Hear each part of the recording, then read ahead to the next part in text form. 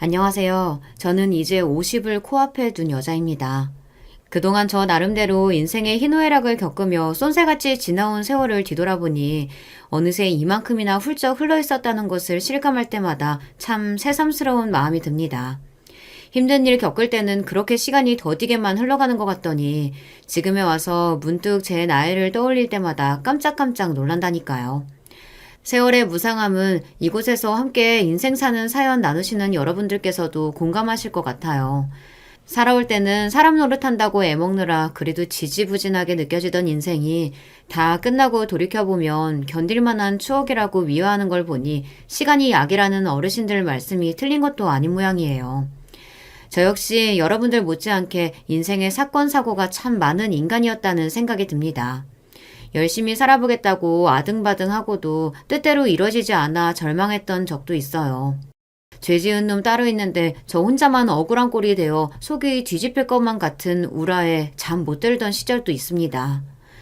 지금에 와서야 저도 화라산처럼 들끓던 분노 모두 잠재우고 조금은 성숙한 인간이 되었다 자부합니다만 전혀 그렇지 못하게 살아왔던 시절 또한 있었고요. 오늘 여러분들께 들려드릴 이야기는 그런 제 굴곡진 인생에 관한 것들이에요. 가족들이나 주변 지인들이 어느 정도 제 사정을 알고 계시긴 했지만 돌이켜 생각해보니 제 입장에서 작정하고 제 이야기를 풀어본 적도 없더라고요. 항상 여러분들 사연에 고단한 하루 정리하며 힘을 얻고 있으니 저 또한 여러분들께 제 이야기 들려드리는 게 도리 아닐까 합니다. 살면서 여러 가지 어려운 일을 겪어왔으나 그래도 내가 스스로 선택했던 가족이라 믿었던 이들에게 배신당한 상처만큼 힘들었던 기억도 드물 겁니다. 남편이라는 작자는 물론이거니와 시댁까지 한통속이 되어 뻔뻔하게 나오는데 정말 화딱지가 나서 살 수가 없더라고요. 그럼 이제 와서 뭐 어쩌라고? 남자가 살다 보면 실수도 하고 그러는 거지. 네가 이렇게 포용력이 없으니까 내 아들이 네 등살을 얼마나 견디기가 어려웠으면 그랬겠어? 뚫린 입이라고 말이면 단 줄 알아요? 내 앞에서 모자가 무릎 꿇고 빌어도 분이 안 풀릴 판에 니까짓 게 뭐라고 우리가 무릎을 꿇어? 못 꿇어! 여기 아무도 너 붙잡을 사람 없다. 그러니까 못 살겠으면 네가 나가든가.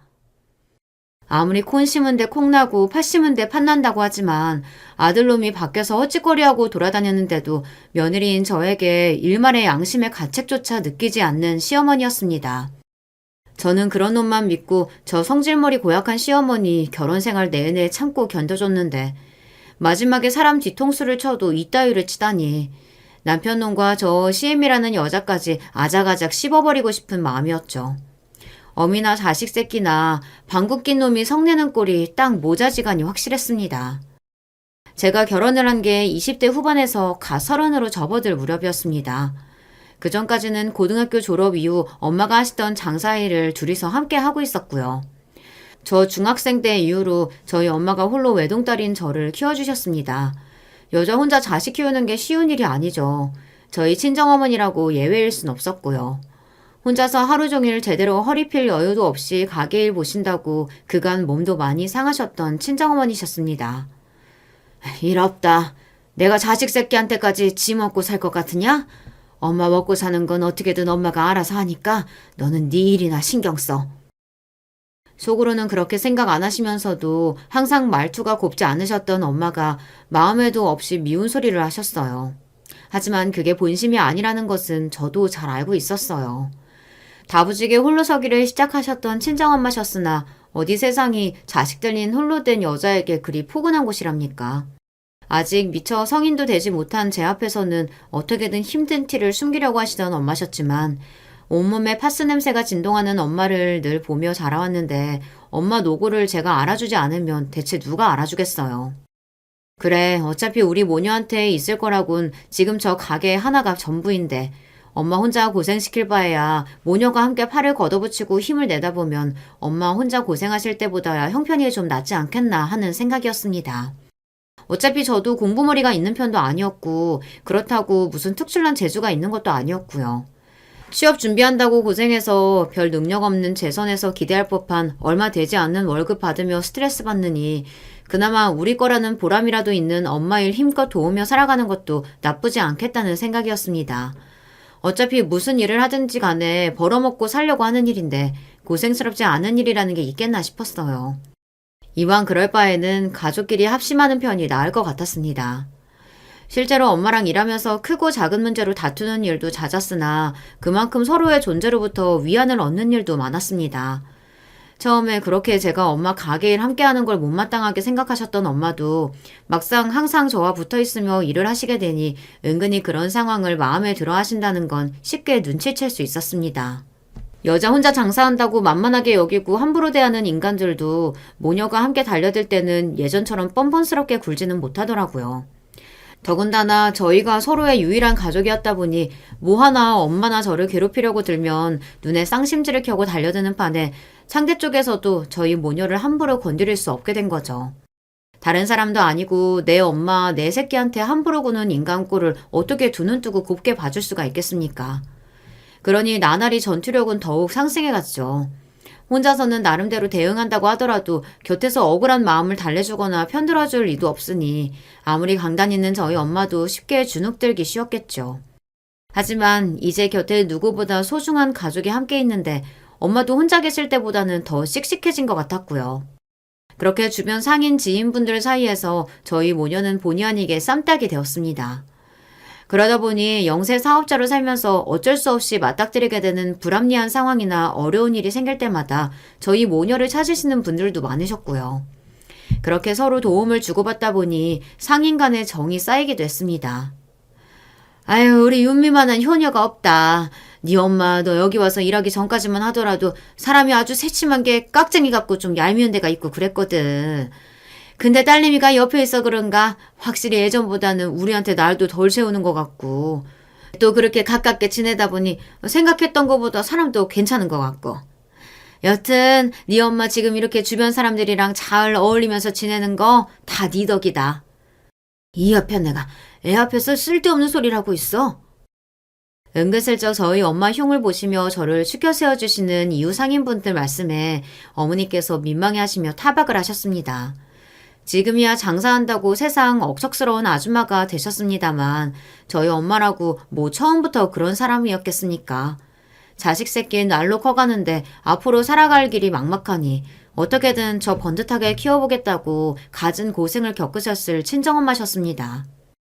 비록 항상 붙어다니며 집에 서고 가게에 서고 떨어질 틈이 없으니 그만큼 서로 붙어서 아웅다웅 다툴 일도 잦았습니다만 그런 엄마에 대한 애틋한 마음과 애정이 어찌 없을 수 있겠어요. 비록 둘이서 이렇게 용을 써도 부자 될 일은 평생 글러먹은 것처럼 보였지만 그래도 서로 열심히 노력해서 내 밥벌이 정도는 하고 살 수 있겠다는 것도 뿌듯했고요. 결혼 전 엄마와 함께 일했던 20대 시절은 물론 힘들기도 했지만 그래서 제게는 좋은 추억으로 남아있습니다.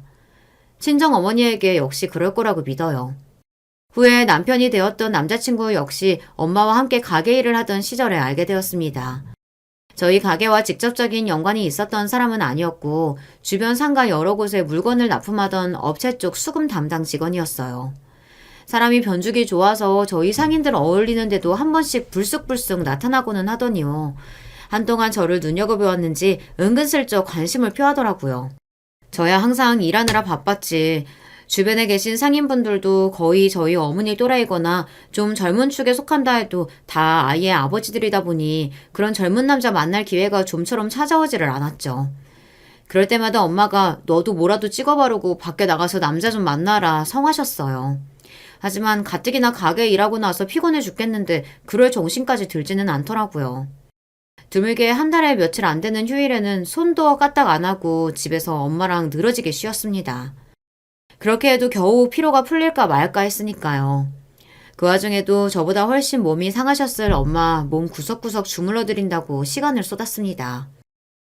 그 나뭇가지 같은 손목으로 주물러봤자 별 기별도 안 와. 그러니까 괜히 엄마한테 힘쏟지 말고 너도 밖에 나가서 친구도 좀 만나고 그래. 친구들 다 직장 다니는데 평일에 쉬는 애가 어딨어. 난 엄마랑 노는 게 제일 재밌으니까 잔소리 좀 그만해. 아이고 늙은 엄마랑 쉬는 날에 집구석에 처박혀 이러고 있는 게 퍽이나 재밌겠다. 그치만 그건 거짓말은 아니었습니다. 물론 사는 거 바쁘다고 어쩌다 한 번씩 만나는 친구들 보면 반갑기는 했지만 일찍부터 엄마 도와 장사를 시작한 제 입장에서 저와는 다른 환경에서 일하고 있는 친구들과 의도치 않게 심적인 거리가 생길 수밖에 없더라고요. 친구들 역시 제가 하는 일에 대해서는 잘 모르니까요. 이제 막 사회생활을 시작하고 상사 눈치며 직장에서 자리 잡는다고 애먹는 친구들을 하소연해도 그저 고개나 끄덕이며 들어주는 것 정도 말고는 해줄 말도 딱히 없더라고요. 다들 좋은 친구들이라는 건 알고 있었지만 아무래도 그렇게 대화가 조금씩 맞지 않는 상황이 되다 보니 예전 학창시절처럼 마냥 즐거운 기분만 들지는 않았습니다. 평생 친하게 지낸 친구들이라고 하더라도 각자 결혼해서 자기 가정 갖고 다들 사는 거 바쁘다 보면 평생 친하게 지낸 친구들이라고 하더라도 각자 결혼해서 자기 가정 갖고 다들 사는 거 바쁘다 보면 자연스럽게 소원해지지 않습니까? 뭐 그거랑 비슷한 것 같기도 해요. 무엇보다 저랑 가장 많은 시간을 함께하고 있는 게 저희 엄마였다 보니 아무래도 어떤 친구를 데려온다고 해도 엄마만큼 편할 수는 없었겠죠. 그러다 보니 다 커서 엄마 껌딱지가 된 저였습니다. 막상 학교 다닐 때는 엄마 장사하신다고 바빠서 집에 붙어 계실 때도 거의 없었고 또 제가 혼자서 잘 챙겨 먹고 늦게까지 친구들 불러서 놀기도 하고 나름대로 독립적인 딸내미로 성장했으나 꼭 나이를 거꾸로 먹은 것처럼 된 거죠. 엄마 입장에서는 한창 이팔 청춘 좋을 나이에 꽃다운 시절을 또래들과 어울리지 않고 장사일에 바빠서 엄마 곁에만 붙어 있으니 그게 그렇게 안타까우셨던 모양이었습니다. 그러다 보니 제가 처음으로 남편과 만나기 시작했을 때 엄마가 내심 반기지 않으셨을까 생각했는데요.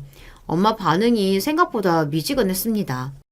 지금 와서 돌이켜 생각해보면 저희 친정어머니는 처음부터 남편이 별로 눈에 차지 않으셨던 것 같아요. 인혁 씨가 엄마랑 따로 자리 한번 만들어서 식사 대접하고 싶다고 하는데 이번에 가게 쉬는 날 한번 볼까? 이 근처를 뺀질나게 드나드는데 굳이 시간까지 빼서 그럴 거 있어? 당장 너 시집 보낼 것도 아니고. 장사일이라는 게 워낙 하루 쉬는 것도 쉽게 결정할 수 없는 일이다 보니 한 달에 며칠 되지 않는 휴일이 얼마나 귀한 날인지는 저도 역시 잘 알고 있었습니다. 하지만 저렇게 단박에 거절하는 엄마를 보니 저도 조금 서운하기는 하더라고요. 그동안 말씀은 항상 불만스러운 듯 그런 식으로 하더라도 늘 엄마 곁에 제가 붙어 있는 걸 은근히 좋아하셨다는 걸 저도 알고 있었어요. 부모님들께 돈 잘 벌고 잘 나가는 자식만큼이나 부러움을 사는 것이 부모님한테 살갑게 대하는 자식 아니겠습니까? 주변 상인분들, 자제분들도 각자 자기 인생 사느라 바쁘게들 지내고 있을 거고 어쩌다 한 번씩 가게를 찾는 것 외에는 자주 볼 일도 없었습니다. 그런데 저희 모녀는 항상 둘이 같이 붙어있지 않습니까? 저희한테야 가끔은 잠시 떨어질 시간도 없이 종일 붙어 있어서 환장할 상황으로 이어지기도 했습니다만 그분들 보시기에는 저희 모녀가 그렇게 투닥거리는 모습조차도 부러우셨던 모양이었어요. 그러니 저희 엄마가 주변 분들에게 얼마나 부러움을 샀었는지는 더 설명하지 않아도 짐작하실 수 있을 것 같습니다. 입으로는 그렇게 제 칭찬을 하시는 상인분들께 맨날 붙어있으니 지겨워 죽겠다며 마음에도 없는 소리를 하시면서도 은근히 그걸 자랑스러워하고 계신다는 걸 알고 있었습니다. 그런데 남편 만나기 시작하면서부터는 여전히 일하느라 붙어있는 건 같으면서도 틈만 나면 남편 만나는데 시간을 할애하다 보니 아무래도 예전보다는 엄마와 붙어있는 시간이 줄어들 수밖에 없었죠. 엄마 입장에서는 그것도 좀 서운하신 모양이었습니다. 물론 평생 저 끼고 살 생각 없이 시집 보낸다는 마음은 항상 가지고 계셨으니 어쩔 수 없는 일이라고는 해도 마음에 쏙 드는 사익감이면 모를까 남편을 다소 탐탁지 않게 바라보시는 엄마 입장에서는 그것 또한 트집 잡을 거리가 되었던 거죠. 그래도 왜 남자 쪽이 싹싹하니 나중엔 시집 보내도 장모 서운하게 하지는 않을 것 같더만. 그거야 닥쳐봐야 하는 거고. 그리고 나는 사람이 영 진중하지 못하게 이리 참견하고 저리 기웃거리고 그런 거 별로 마음에 안 들어. 그래도 남자가 그 정도 변죽은 있어야지. 자기 행여나 자기 딸내미나 사위 될 사람 앞에서는 그런 티내지 마. 우리 같은 늙은이들은 그저 저들이 좋다면 그런가 보다 하는 거야. 괜히 더 늙어서 서러운 꼴 당하기 싫으면 입조심 또 입조심 해야 된다고. 잠깐 제가 가게를 비운 새 어른들끼리만 하시는 말씀을 우연히 듣고 난 후 생각이 많아지더라고요. 제 딴에는 그래도 괜찮은 남자 만났다고 생각했는데 엄마 눈에는 영 차지 않는다고 생각하니 조금 섭섭하기도 하고 내가 남자 만나본 경험이 거의 없다시피 하니 아직 사람 보는 눈이 부족한가 싶기도 하고 오만 가지 생각이 다 들더라고요. 하지만 다소 어리숙한 저나 딸 남자친구에게도 대면대면하게 구는 저희 친정어머니한테도 싹싹하게 들이대던 남편이었습니다. 아이고 어머니, 이렇게 힘쓸 일 있으면 언제든지 저 부르시라니까요. 윤미가 그러던데 요새 허리 아프셔서 잠도 제대로 못 주무신다면서요. 이런 건 힘 좋은 남자가 해야지. 나와보세요. 제가 할게요. 괜찮대도 그러네. 그렇게 다소 쭈뼛거리시며 민망해하는 엄마 대신 번쩍번쩍 상자를 집어다 나르는 남편이었습니다.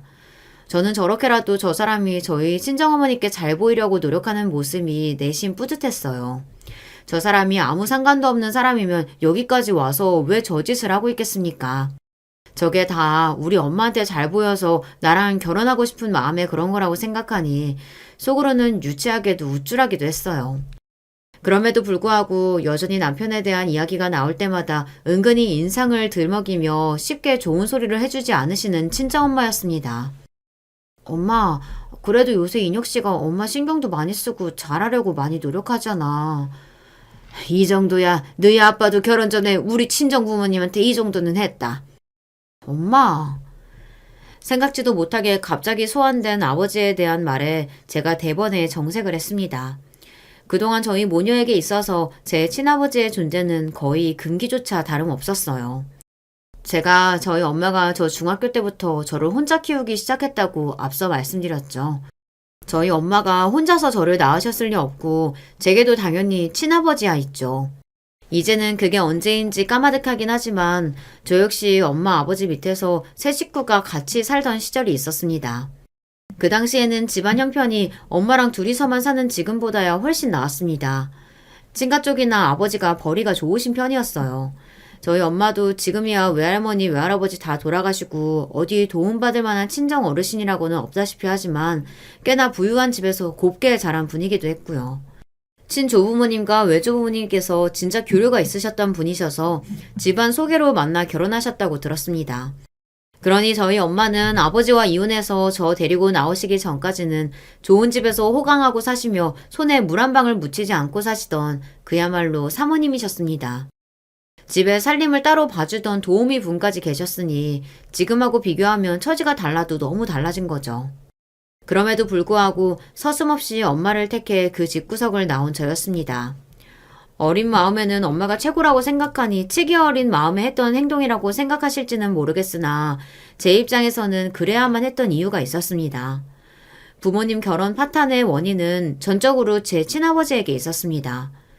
그전에도 저는 몰랐지만 자잘하게 여자 문제로 저희 친정엄마 속을 썩였다는 아버지였습니다. 그래도 그저 스쳐 지나가는 여자들에 불과했는데 저 중학교 들어간 지 얼마 안 돼서 아예 딴 여자하고 살림을 차린 게 그만 동네방네 소문이 나고만 거죠. 그동안은 아름아름 주위 사람들이 쉬쉬하며 알기는 했더라도 그렇게 망신스럽게 가정사가 사람들이 입방아에 오르내리기는 그때가 처음이었다고 해요. 저희 엄마 그 고고한 자존심에 그걸 더는 참고 견디실 리 만무했습니다. 그동안 그런 아버지를 견딘 게 오히려 용한 일이죠. 자기들끼리 좋다고 연애해서 결혼한 것도 아니고 집안끼리 시킨 혼사에 사위라는 놈이 저렇게 개망나니 짓을 하고 다녔으니 외할머니 외할아버지도 얼마나 망신스러우셨겠습니까. 그럼에도 그 시절 어른들 사고방식은 지금하고 많이 다르기는 다른가 봐요. 외조부모님 쪽에서는 그저 이걸 약점으로 삼아 저희 아버지를 제대로 휘어잡고 어머니가 길을 펴고 사는 정도로 마무리하길 바라셨는데 저희 엄마 성격에 그게 가능할 리 없었으니까요.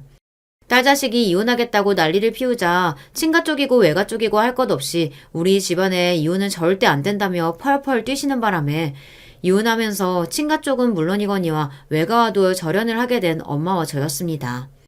온 집안 어른들이 반대하는 이혼이었으니 도움을 기대하기도 어려웠고요. 그나마 아버지 쪽이 명백하게 유책 배우자라서 뜯어낸 얼마간의 위자료가 지금 저희 가게의 근간이 된 겁니다.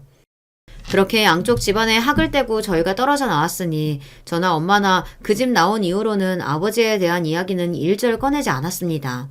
나와봤자 좋은 이야기 나오기 힘들었고 아버지라고 해도 저도 어릴 때부터 바깥일 바쁘다고 자주 보지도 못했던 친아버지에게 애틋한 정이 남아있을 것도 아니었습니다. 그저 우리 엄마에게 여자로서 경험해서는 안 될 5만 가지 모욕만 안긴 개차반 아버지 정도로만 기억하고 있었습니다. 아무리 돈을 잘 벌면 뭐하나 그런 인간한테 비비면서 호의호식하면서 살고 싶지도 않았고요. 비록 저희끼리 나와서 엄마가 그리 모진 고생을 하셨어야 했다는 건 안타까웠으나 그래도 그런 인간하고 같이 살면서 비굴하게 배 채우며 사느니 저희끼리 투닥거리며 사는 편이 훨씬 낫다고 생각하기도 했고요. 그렇게 저희 모녀 사이에서 존재가 지워지다시피 한 아버지에 대한 이야기가 뜬금없이 나오게 된 거예요. 아직 남편놈의 실체라는 걸 알기도 전이었으니 그저 나한테 잘해주는 남자친구를 아버지 같은 남봉꾼에 비유했다는 것 자체만으로도 제 입장에서는 기분이 나빴어요.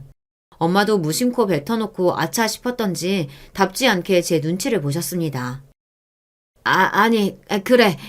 인혁 씨가 사람이 참 싹싹하긴 하지. 저는 저대로 좀 걱정이더라고요.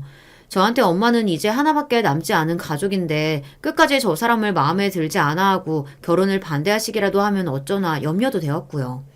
하지만 그럼에도 주눅들지 않고 뻔질나게 저희 가게를 찾는 남편이었습니다. 결국 친정어머니의 결혼 허락이 떨어지게 되었죠. 결혼하고 나서는 내내 시어머니 참견을 감당하느라 여간 스트레스 받는 게 아니었습니다. 뭘 그렇게 잘난 아들내미라고 자기 아들에 갖다 대기엔 제가 그렇게나 마음에 안 차나 싶어 빈정이 상하기도 여러 번이었습니다. 저한테 미리 연락하지도 않고 갑작스럽게 저희 집에 쳐들어와서는 마치 맡겨놓기라도 한 것처럼 냉장고 문을 벌컥벌컥 열어대며 검사라도 하듯 볼 때는 정말이지 짜증스럽더라고요. 얘, 너 도대체 살림한다는 애가 정신이 있니 없니? 우리 인혁이 감각류 알레르기 있어서 입에도 못 대는데 이건 뭐하러 사다 놨어? 그건 저희 엄마가 저 좋아하는 제철 꽃게라고 애써서 구해다 주신 거였어요. 저나 저희 엄마가 남편 갑각류 알레르기 있다는 걸 몰랐겠습니까? 시어머니야 제가 뭘 먹을 수 있는지 없는지 관심조차 없겠지만 저나 친정엄마는 달랐습니다. 그 사람 좋아하는 음식 철마다 가장 좋은 걸로 구해주시는 친정어머니셨어요. 비록 엄마가 결혼 전에는 그 사람을 마음에 차지 않아 하셨더라도 결혼 이후로는 자식처럼 받아들이고 살뜰하게 마음을 주셨죠. 저 역시 그런 친정엄마의 마음 씀씀이에 결혼 전에 다소 섭섭했던 마음 같은 건 진짜 깨끗하게 씻겨내려간 지 오래였죠. 오히려 결혼 후에 말썽이었던 건 시어머니였습니다. 본인 아들이 못 먹는 음식이라고 저까지 못 먹습니까? 저는 갑각류라면 환장을 하거든요. 본인 아들 입만 입이랍니까? 며느리를 딸같이 생각하기는커녕 당신 귀한 아들에게 얹혀 사는 못마땅한 여자로만 생각하고 있으니 저렇게 무례한 짓도 서슴없이 할 수 있는 거겠죠. 이 정도는 세 발의 피에 불과했습니다. 결혼하고 몇 년이 지나도록 아이가 생기지 않는 것도 아들한테는 터럭만큼의 문제도 없다고 생각했는지 그저 저 하나만 쥐잡듯 잡는 시어머니였습니다. 너희 모친도 자식이라곤 너 하나뿐이고 너희 집안 쪽에서 손보기가 어려운 거 아니니? 어머니, 저 얼마 전에 검진 갔을 때도 아무 이상 없다고 했어요. 전 그렇게 걱정되시면 다음번에 검사하러 갈 때는 그 사람 데리고 같이 가볼게요. 너 그게 지금 무슨 소리니? 우리 아들한테 무슨 문제라도 있다고 하는 소리야? 저한테 문제가 없으니 문제가 있으면 당신 아들한테 있는 거겠죠. 그 말이 목적까지 치고 올라왔으나 그래도 저 경우 없는 시어머니랑 똑같은 인간은 되지 말자며 간신히 욱하는 마음을 눌러 참았습니다. 하여간 가지가지로 마음에 드는 것 하나도 없는 시어머니였어요. 처음에는 그저 자기하고 결혼만 해달라며 저며 저희 친정엄마한테 그렇게 다정한 남자가 없는 척 굴던 남편도 제 어머니와 아내 사이의 갈등을 중재하는 걸 대놓고 귀찮아하기 시작했습니다. 당신 어머니 저렇게 시도 때도 없이 오는 거 당신이 아무 소리도 안 하니까 더 아무렇지 않게 저러시는 거잖아. 요새 저런 시어머니가 어딨어. 그렇게 우리 엄마 귀찮을 것 같으면 그냥 집 밖에 나간 척하고 안 열어주면 그만이잖아. 그런 것까지 내가 일일이 신경 써야 돼? 일한다고 고생하는 남편한테 꼭 그런 것까지 따지고 들어야겠어? 결혼한 지 얼마 안 되었을 때는 제가 결혼 전부터 하던 친정엄마 가게에서 일을 했지만 그것마저도 못마땅해 하는 시어머니 때문에 그것도 관둬야 했습니다. 지금 생각하면 그러든지 말든지 그냥 제 하고 싶은 대로 할 것을 그만두면서 친정엄마께 얼마나 죄송했는지 몰라요. 시집 갔으면 그 집 어르신들 말을 우선적으로 따르는 게 먼저지. 그래, 지금껏 네가 엄마 옆에서 고생 많이 했다. 그렇게 애써 담담하게 말씀하시면서도 친정엄마가 많이 서운해하신다는 걸 제가 어찌 모를 수 있었겠습니까? 돌이켜 생각해보면 남의 엄마 좋으라고 내 엄마 서운할 짓을 너무 많이 한 것 같아 결혼 생활 내내 엄마께 소홀했던 것이 죄송하고 또 죄송할 따름입니다. 그렇게 일 정리하고 아이 갖겠다고 준비하느라 집에 머물기 시작하면서 남편이 외벌이하는 유세를 벌이기 시작한 거죠. 하지만 저 그렇게까지 염치 없는 여자 아닙니다. 신혼집 들어가면서도 집 절반 전세금 제가 해갔었고 딱히 시댁 쪽에 아쉬운 소리 들을 만한 짓 하지는 않았어요. 그런데 시자 들어가는 인간들을 유세 부리는 건 그런 거랑은 크게 상관이 없는 모양입니다. 지금 생각해도 도대체 시어머니가 왜 남편을 저한테 아까운 사람이라고 생각했는지 모르겠어요. 남편은 저랑 살면서 반반 결혼하면서 집안살림 다 해주는 여자 얻었으니 득을 봤으면 봤지 딱히 손해본 것도 없었어요. 손해라면 그저 결혼 전에 조금 잘해준다고 홀라당 넘어가 버리는 바람에 인간 덜 된 남편놈과 시어머니에게 제 귀한 세월 쏟아부은 제 쪽에서 봤다고 봐야겠죠. 제 부인에게 들어가는 돈 아까워하는 놈이 부인 귀하게 여기는 놈이었겠습니까? 결혼하고 몇 년 되지 않아서 놈이 불륜을 저질렀다는 사실을 눈치챘을 때는 이제 정말 눈에 뵈는 것도 없었습니다. 남편이 저 모양으로 개차반이면 시부모 되는 자라도 좀 멀쩡하면 참고 살까 고려라도 해볼 텐데 이놈의 집구석은 제가 붙어있을 이유가 하나도 없었습니다. 게다가 제가 어릴 적 어떤 식으로 본가를 떠나오게 되었는지 기억하고 계시죠? 다른 건 몰라도 바람은 절대 눈 감고 넘어갈 수 없는 저였습니다. 제가 고작 저놈 바람 피우는 꼴을 보겠다고 내 친정엄마 가슴에 대못을 박아요. 우리 엄마가 친아버지랑 갈라서고 저 혼자 이만큼 키워내느라 얼마나 고생을 하셨는데요. 그건 있을 수 없는 불효였습니다. 제 인생도 제 인생이지만 저희 엄마를 생각해도 그런 식으로 살아서는 안 된다고 결심이 섰어요. 그렇게 남편놈과 시어머니 보는 데서 저놈이랑은 못 산다고 고래고래 소리를 지르고는 그 길로 친정으로 향했습니다. 남편놈이 외도를 저질렀다는 사실을 알게 되고 엄마 얼굴이 분노로 터질 것만 같았어요. 그럼에도 불구하고 모진 일 당하고 친정까지 쫓아온 딸 자식에게 괜한 상처 하나 더 입히게 될까 말씀을 아끼는 엄마셨어요. 그래, 잘했다. 네가 그렇게 결정한 거면 그게 답인 거지.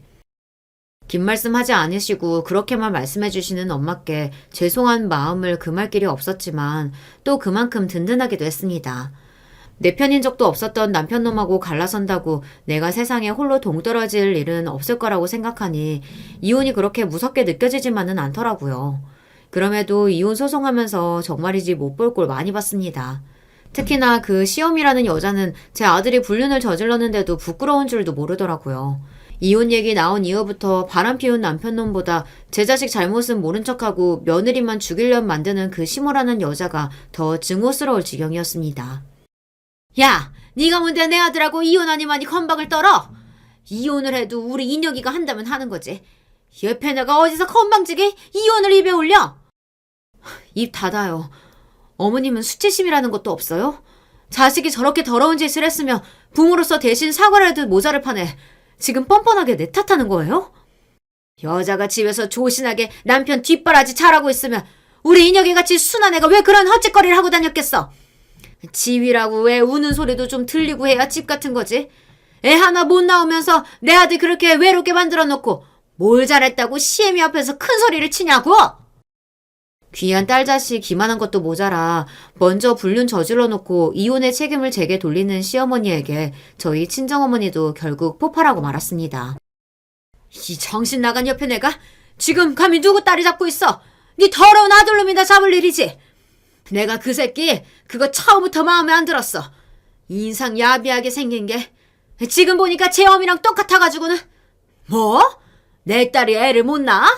네 아들놈이 사내 구실을 못하는 건 생각지도 못하고. 야, 너 지금 말 다 했어? 그야말로 바닥에 바닥까지 보고 나서 한 이혼이었습니다. 유책 배우자라고는 하나 당시 제가 벌이가 있었던 것도 아니고 크게 위자료를 많이 받기를 기대하기도 어려운 판에 시어머니라는 여자가 저리 사람을 못살게 들들 볶으니 얼른 저 인간들 볼 일 없기만을 바라고 바라게 되었어요. 그렇게 서둘러 이혼 소송을 마무리하다 보니 제가 당한 게 훨씬 많음에도 제가 일방적으로 그것들에게 당해놓고도 시원하게 안갚음을 할 수조차 없었습니다. 너? 내 눈에 띄면 진짜 가만 안 둬? 아휴, 어쩌다 저런 게 우리 집에 들어와서는. 마지막까지 막말을 일삼는 시어머니가 화려한 점정이었죠. 잘못한 것 하나 없이 왜 내가 이렇게 비참한 꼴로 이혼을 당해야 하나 이가 뿌드득 갈릴 지경이었습니다. 곁에 친정엄마가 계속해서 저를 신경 써주지 않으셨다면 이혼 후 마음을 추스리기가 더더욱 힘들었을 거예요. 엄마가 살아보니 그렇게 억울해 죽을 것 같더라도 시간 지나면 어떻게든 사라지더라. 지금 조금만 더 버텨. 엄마를 봐서라도, 응? 아유, 어쩌다 닮아도 엄마 이런 것까지 닮아. 친정어머니께서 홀로 귀히 키운 딸 자식까지 남편 바람으로 이혼한 것이 마치 자기 탓인 듯 말씀하셨어요. 엄마가 결혼 전에 그놈 인상이 영 안 좋다고 하셨을 때 엄마 말 들을 걸. 괜히 엄한 놈한테 시집 갔다가 이런 꼴까지 당하는 걸 보이게 되어 엄마한테 송구스러웠어요. 친정까지 돌아왔으니 곧장 엄마 일이라도 도왔어야 했겠지만 저 보는 주변 사람들이 전부 남편 외도로 이혼당했다고 수군거릴 것만 같아 집 밖으로 나가기가 쉽지 않더라고요. 주변 상인분들과 그리 가깝게 지냈는데도 그렇더라고요. 이혼하고 한동안 꽤나 위축되어 있었으니 그런 저를 보는 친정엄마 마음이 어땠을지 생각하면 지금도 너무 죄송스럽습니다. 그래도 시간이 약이라는 친정어머니 말씀이 틀리지 않았어요. 평생 남편 놈 망령에 사로잡혀 그놈 잘못되라고 저주나 하며 인생을 허비하게 될 줄 알았는데 간간히 엄마 가게에 나가서 일도 돕기 시작해서 서서히 사람들도 만나고 그러다 보니 또 견딜만해지더라고요. 애초에 그런 놈 때문에 스스로 위축되어서 아무것도 하지 못했다는 건 너무나 억울한 일이었습니다. 잘못도 그놈이 한 건데 벌을 받고 마음고생을 해도 그놈이 해야지 제가 떳떳하지 못할 이유는 없는 거잖아요. 한번 그렇게 생각하고 나니 오기가 나서라도 주눅들어 살아선 안 되겠다는 결심이 섰습니다. 제가 결혼 전처럼 의욕을 가지고 생활하기 시작하자 그제야 친정엄마께서도 한시름 마음을 놓으셨는지 표정이 편안해지셨어요. 세월은 유수와도 같이 흘러 이혼하고서도 꽤 많은 시간이 지나게 되었습니다. 이혼할 때야 내 인생에 이런 일이 있을 거라고는 생각지도 못했기 때문에 적잖이 충격을 받았지만 막상 이혼해보니 뭐 별거 아니더라고요. 물론 이혼할 때야 힘들었지만 그런 놈하고 지금껏 계속 살았다면 내 인생이 얼마나 망가졌을까 생각하니 섬뜩해졌어요. 하물며 그 인간 같지도 않은 시어머니는 또 어땠고요.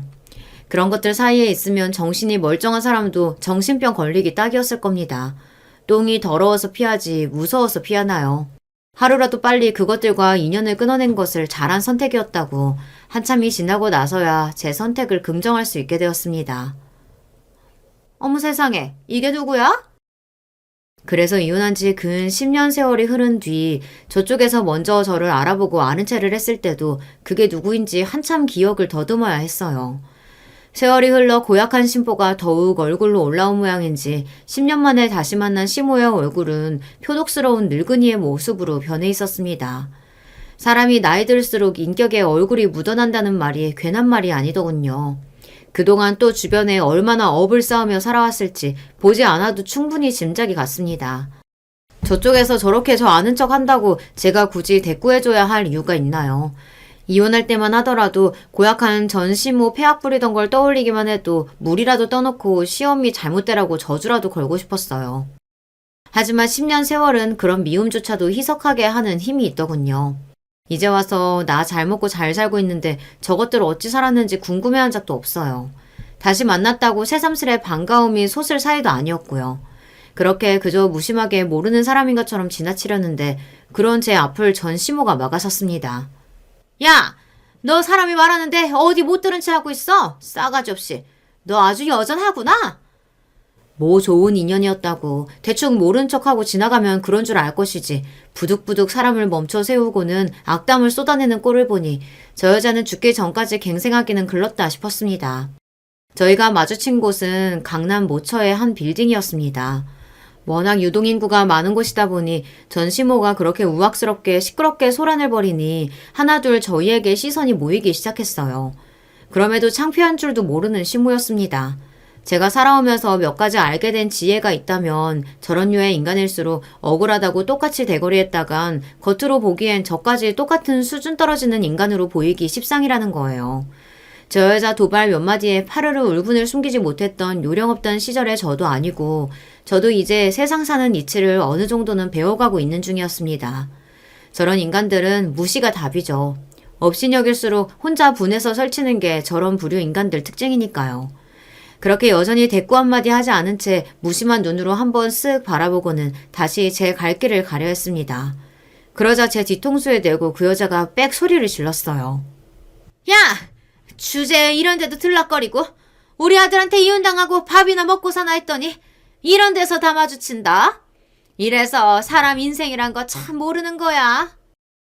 제 아들 이혼 이야기해봤자 손해보는 건 당신일 텐데 그게 저를 망신 주는 일이라고 생각했는지 의기양양한 꼴을 보니 우습지도 않더라고요. 그렇게 잠깐 멈춰선 저를 보고 이제야 대꾸를 해주나 싶었는지 더 신이 나서 주둥이를 나불대는 전 시모였습니다. 네가 이렇게 좋은 빌딩에서 사무실에 취직해서 일하는 건 아닐 테고 네 주제에 강남까지 무슨 일로 행차를 하셨을까? 아 그래, 그래도 청소 정도는 할 수 있겠구나? 그건 저 하나뿐만이 아니라 이 건물에서 청소하시는 분까지 싸잡아 모욕하는 무식하게 짝이 없는 발언이었습니다. 전 시모한테야 뭐 애초에 기대치도 없지만 열심히 일해서 자기 힘으로 돈 버는 사람들 죄다 발밑으로 깔고 무시하는 천박한 태도는 그냥 넘어가주기 어렵더라고요. 그래서 제 얼굴이 한껏 일그러지자 그 여자 딴에는 고소한 모양이었습니다. 그래, 네가 내 아들하고 이혼하고 무슨 재주가 있다고 밥벌이 하고 살겠어. 남의 집에서 청소나 하면서 살았겠지. 이혼하고 너도 참 사는 게 고생스러웠겠다? 이제 주변에 수군대는 소리가 더더욱 커졌습니다.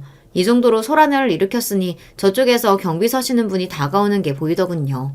그걸 보고 여전히 신이 나 저를 깔아뭉개는 전 시모였습니다. 건물 수준에 안 맞는 사람 왔다고 쫓아내려는 모양이다. 개망신 당하기 전에 네 발로 걸어 나가. 그래도 한때는 얼굴 보고 사는 사이라고 해주는 말이니까 감사하게 생각하고. 감사는 무슨. 이윽고 저희 쪽에 다다른 경비원분께서 제게 깍듯이 인사를 하더니 말씀하셨습니다. 사장님 괜찮으십니까? 저를 쫓아내려고 온 줄 알았는데 마치 제가 상사라도 된 듯 예의를 차리는 경비원분을 보고 전 시모 낯빛이 벌겋게 달아올랐습니다. 사장님? 니까짓 게 뭔 수를 사장님? 어허이, 저 사람이 이분이 그렇게 함부로 대하실 분이 아닙니다. 저를 대신해 발끈하시는 경비원분께 제가 정중히 말씀드렸어요. 그냥 조용히 넘어가려고 했는데 도저히 안 되겠네요. 저 사람 좀 건물 밖으로 내보내주셔야겠어요. 그럼요. 금방 해결하겠습니다. 걱정하지 마세요. 야, 네가 뭔데 나를 나가라 말라 그래? 니까짓 게 뭐라고? 나? 이 빌딩 건물주가 나다.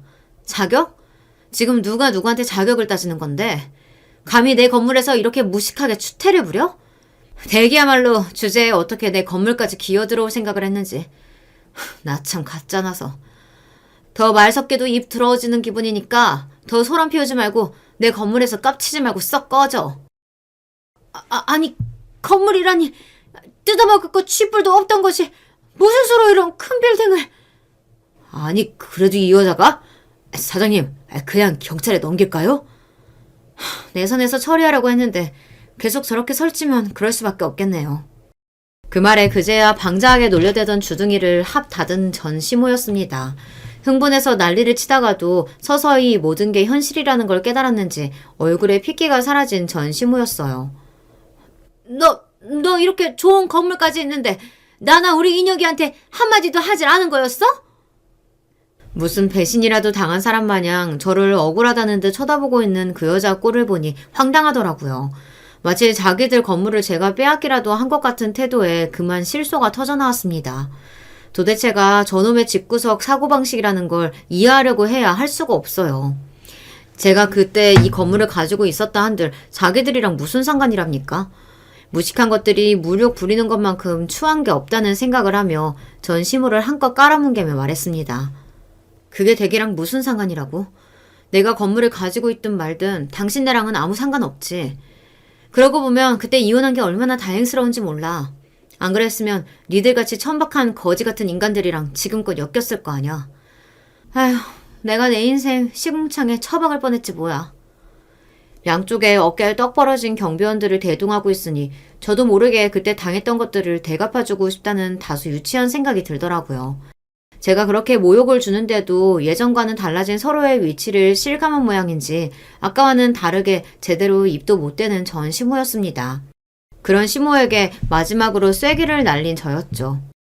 아, 그러고 보니 댁 눈에 다시 띄면 가만 안 두겠다고 했던가? 그래서 가만 안 두면 뭘 어쩌려고? 네 주제에 나한테 뭘 어쩔 수 있는데? 다 잊었다고 생각했는데 막상 이렇게 저 여자한테 모욕을 주기 시작하니 아주 바닥까지 끌어내리고 싶다는 생각까지 들더라고요. 성숙한 어른의 자세라고 보기는 어렵다는 건 인정하겠으나 솔직히 속마음이 시원한 건 어쩔 수 없더군요. 그렇게 제 앞에서 사시나무 떨듯 떠는 그 여자를 보니 그만 시시해져서 더는 가지고 놀 기분도 들지 않았습니다. 얘기야말로 앞으로 내 눈에 다시 띄면 그땐 진짜 가만 안 둬. 나는 당신 같은 여자랑은 달라서 그냥 말만으로는 절대 안 끝나. 그러니까 나대지 말고 조용히 살아. 알았어? 그렇게 싸늘하게 말하고는 경비원 분들의 배웅을 받으며 건물 안으로 유유히 사라졌습니다. 경비원분에게 양팔을 결박당한 듯 질질 끌려나가는 초라한 전 시목골이 참 남루하기 짝이 없더군요. 인생 역전이라 하면 역전이라 할 만큼 제 생활이 이렇게까지 달라진 데에는 이유가 있었습니다. 이혼한 지 얼마 되지 않았을 때 그동안 인연을 끊고 살았던 친아버지가 저희 모녀를 찾아왔습니다. 물론 저희 모녀가 그 사람을 반겨줄 일은 없었죠. 그래도 자식인데 잊고 살 수는 없었는지 2년 끊고 사는 동안에도 저희 모녀 어떻게 사는지는 알고 지냈나 보더라고요. 그러니까 제가 남편 놈 외도로 억울하게 이혼당한 걸 알고 수십 년 만에 모습을 나타낸 겁니다. 내가 차마 염치가 없어서 네 옆에 나타나진 못했다만 그래도 네가 그런 처죽일 놈 때문에 그런 짓까지 당했는데 어떻게 아비가 돼서 가만히 있을 수 있겠소? 바람 피워서 조강지쳐 우습게 만든 건 그놈이나 댁이나 피차 일반인데 길게 말 섞고 싶지 않으니까 그만 나가요.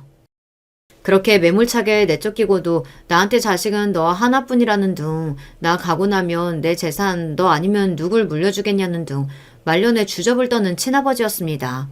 자식한테까지 버림받고 이날 이때껏 외롭게 늙어 뒤늦게 후회하는 말에 쉽게 넘어가줄 저나 엄마가 아니었어요. 그렇기에 친아버지가 제 앞으로 강남의 빌딩 명의를 넘겨준 것을 흔쾌히 받아들인 엄마에게 의아한 기분이었습니다. 갈라선 거야 나랑 그 인간이지. 지금껏 나비라고 한 것도 없는 놈 돈으로라도 당연히 갚아야지.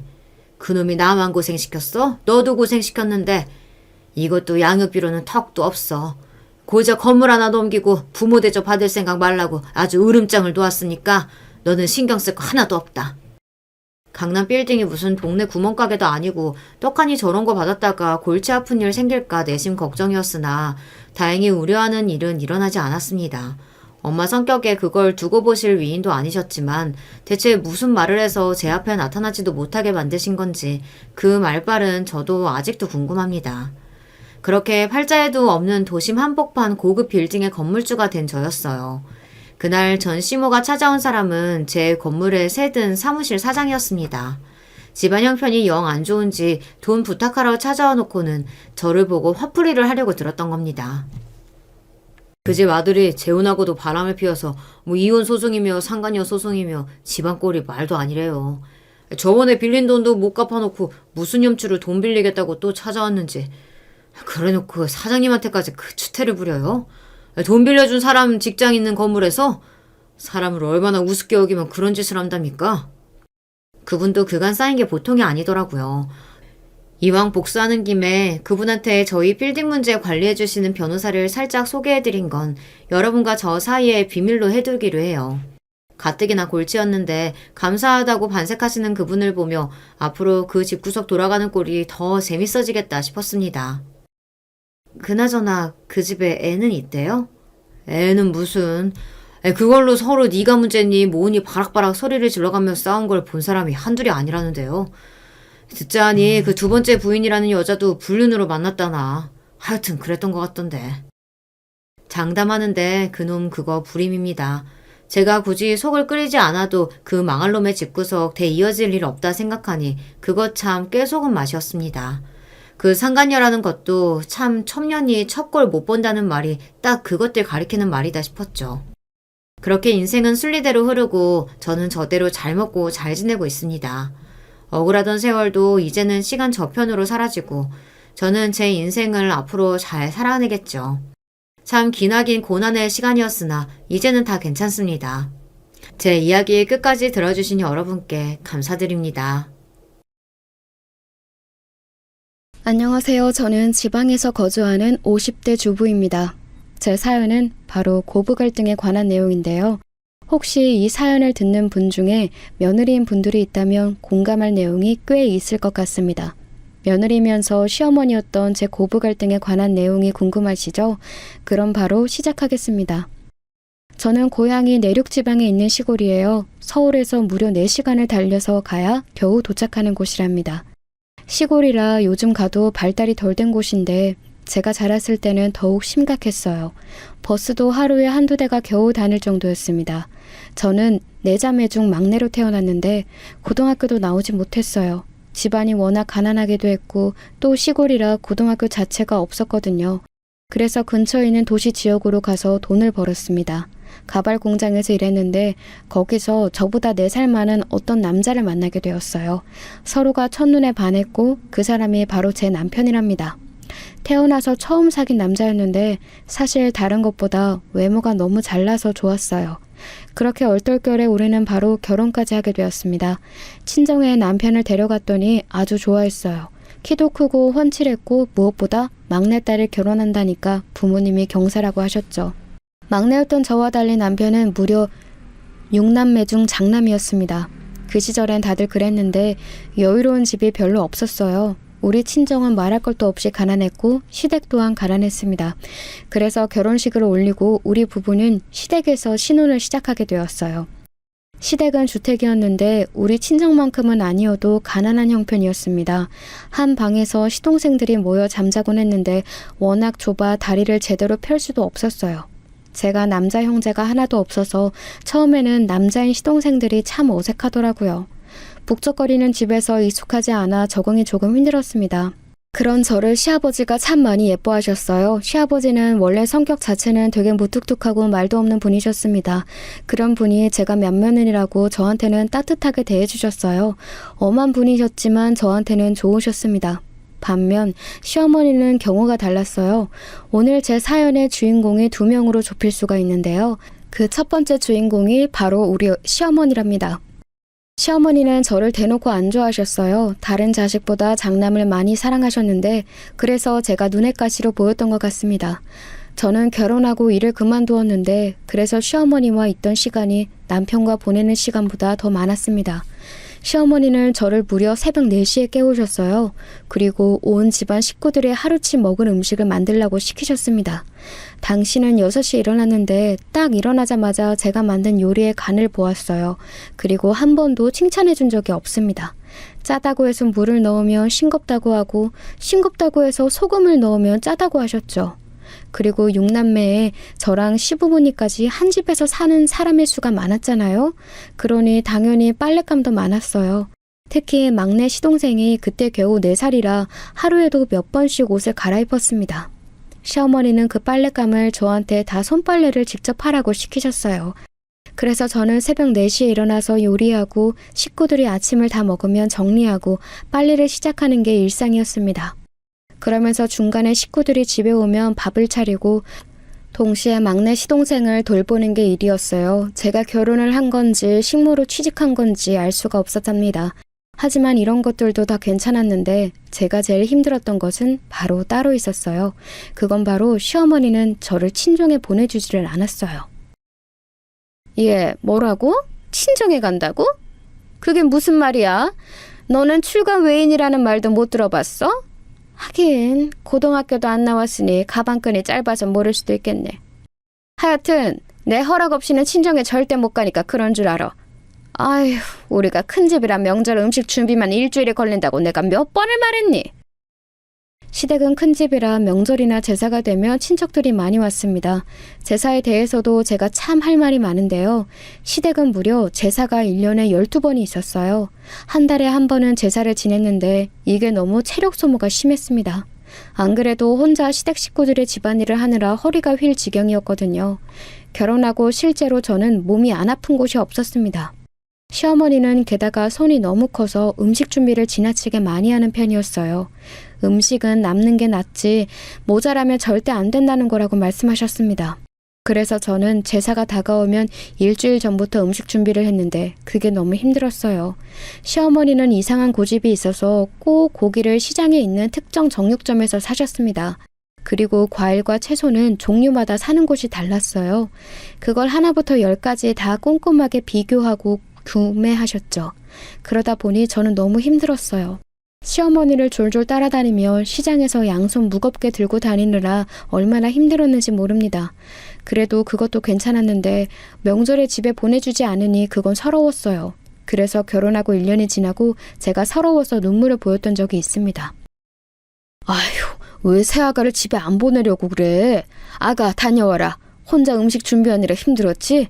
괜찮으니까 가서 맛있는 것도 먹고 부모님 얼굴도 뵙고 오렴. 당신은 왜 이렇게 며느리를 괴롭혀? 아들, 새아가 데리고 나가라. 친정에 가고 싶어 오는 저를 시아버지가 옆에서 도와주셨어요. 시아버지의 말을 듣고 남편이 저를 챙겨 시댁에서 나와 친정에 갈 수 있었습니다. 꿈만 같던 이 일이 지나고 다시 시댁에 왔더니 시어머니는 저를 투명 인간처럼 대하기 시작했어요. 제가 말을 걸어도 무시하고 심지어 친정엄마가 저 먹으라고 나물을 챙겨주셨는데 그것을 그대로 버리셨습니다.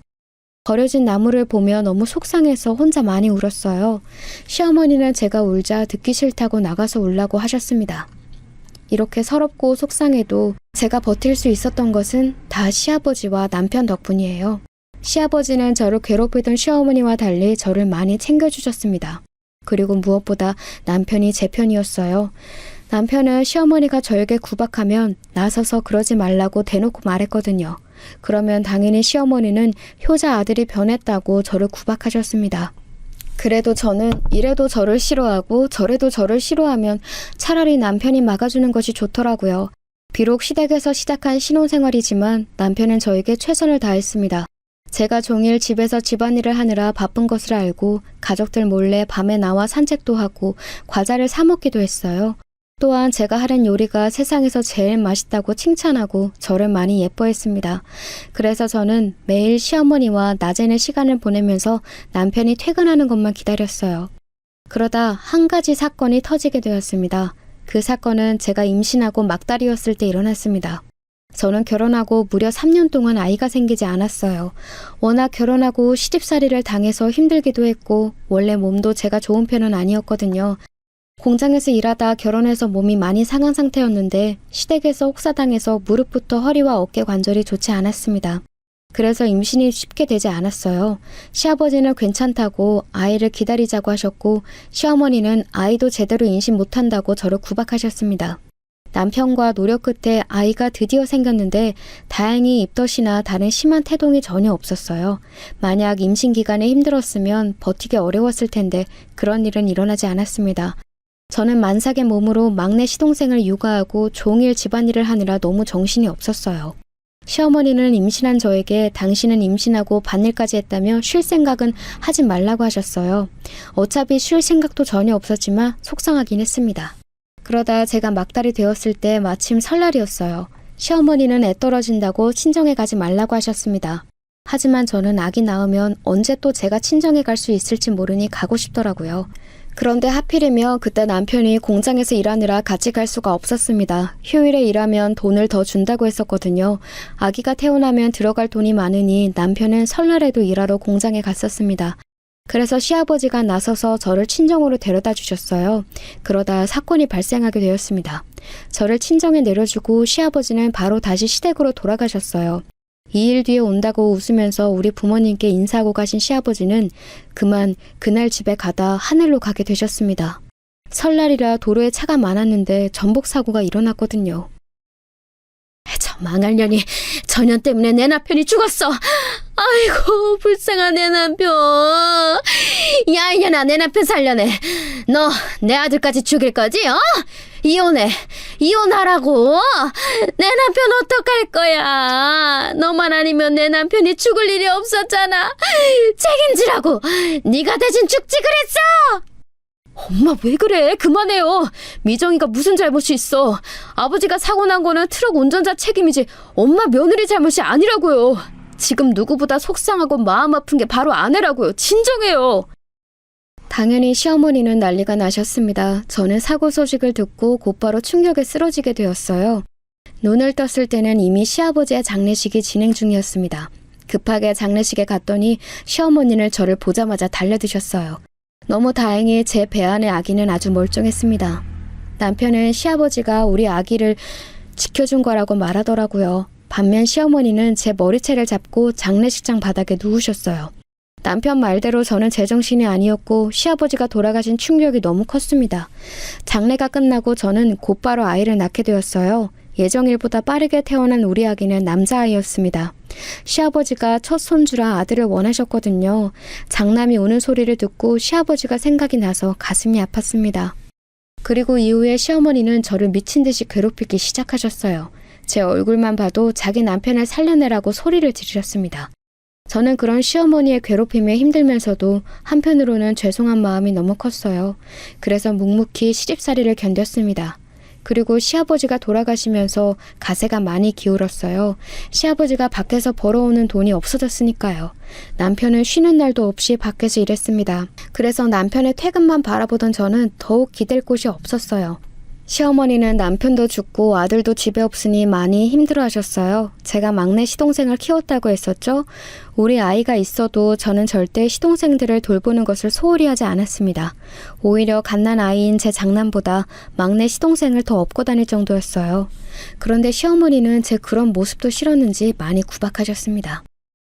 지금 뭐 하는 거야? 당장 내 새끼한테 안 떨어져? 넌 네 새끼 데리고 친정으로 꺼지라고! 꼴도 보기 싫으니까 저리 가라고! 아휴, 내 팔자야. 아휴, 여보, 왜 먼저 하늘로 간 거야? 나는 어떻게 살아? 아이고. 제가 막내 시동생을 돌보면 와서 당장 꺼지라고 제 몸을 밀어내기도 하셨어요. 남편이 벌어오는 돈으로 온 식구가 먹고 사는 것은 생각보다 더 힘들었습니다. 게다가 우리 아들이 신생아라 들어가는 비용이 많았는데 진짜 기저귀 비용이 너무 비쌌어요. 그래서 한 푼이라도 아끼고 살았는데 문제는 또 시어머니였습니다. 시어머니는 시아버지가 돌아가시고 술에 의존하셨어요. 본인이 너무 힘드니까 종일 소주를 그렇게 드셨습니다. 차라리 술버릇이 없으면 그나마 괜찮았을 텐데 시어머니는 술이 들어가면 계속해서 비속어를 사용하셨습니다. 시동생들도 있는데 쌍욕을 하며 허공에 대고 소리를 지르기도 하셨어요. 나중에는 저한테 시동생들이 무섭다고 와서 울 정도였습니다. 저는 그런 시어머니가 이해가 안 되면서도 안쓰러운 마음도 들었고요. 소주가 몸에 좋지 않으니 일부러 숨겨도 시어머니는 금세 찾아내셨습니다. 우리는 배가 고파서 쌀도 마음껏 먹지 못했는데 시어머니는 소주를 물처럼 드셨어요. 나중에는 슈퍼에서 우리 어머니에게 술을 팔지 않을 지경이었습니다. 워낙 소주를 먹고 밖에서도 시비를 걸고 다니니까요. 아우, 세대. 내가 진짜 안쓰러워서 그냥 노파심에 얘기하는 거야. 아직 나이도 어리니까 새 인생 살아. 응? 저 집에서 남은 인생 계속 살 거야? 아휴, 안타까워. 그냥 애 버리고 도망가라니까. 에휴, 어떻게 그래요. 그리고 이미 아시겠지만 시아버지가 저 때문에 돌아가셨잖아요. 그래서 저는 시어머니가 안쓰럽기도 해요. 걱정해 주셔서 감사합니다. 동네 주민들은 저를 보면 그렇게 안쓰럽게 여기셨어요. 워낙 시어머니 성격이 좋지 않아 동네에서 유명했거든요. 이렇게 힘들지만 애써 버티면서 살았는데 그러다 사건이 하나 발생하게 되었습니다. 이 사건이 제 인생에 가져온 의미가 참 커요. 오늘 제가 제보한 사연의 첫 번째 토대가 되는 사건이랍니다. 장남이 3살이 되었을 때 얘기예요. 남편은 여전히 저에게 다정하고 늘 제가 먼저였어요. 반쯤 미친 시어머니를 모시고 살며 힘들어도 시동생들 커가는 모습을 보며 뿌듯했습니다.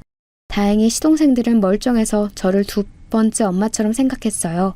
제가 아가씨들과 도련님들의 학교에 시어머니 대신 학부모 상담에 갈 정도였습니다.